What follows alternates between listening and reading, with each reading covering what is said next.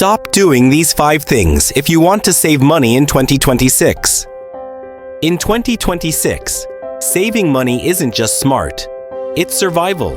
But most people stay broke because of a few tiny habits they don't even notice.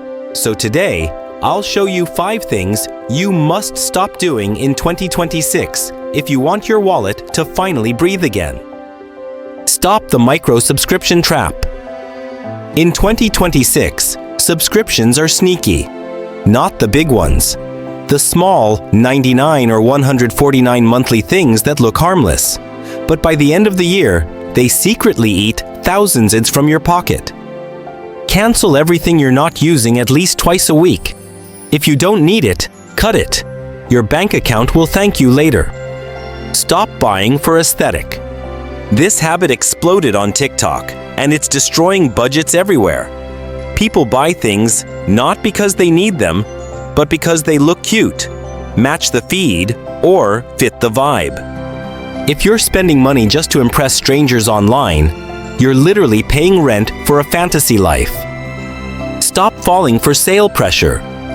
In 2026, every app always has a sale.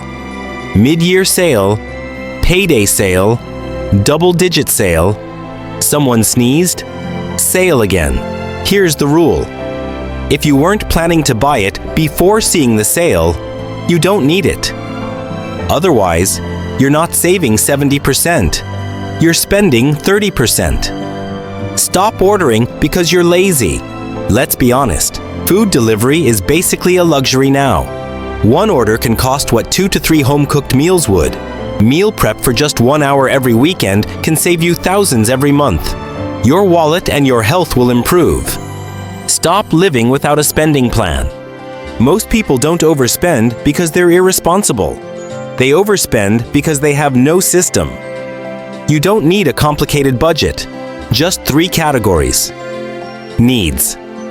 Wants. Savings. If it doesn't fit the plan, it doesn't get paid.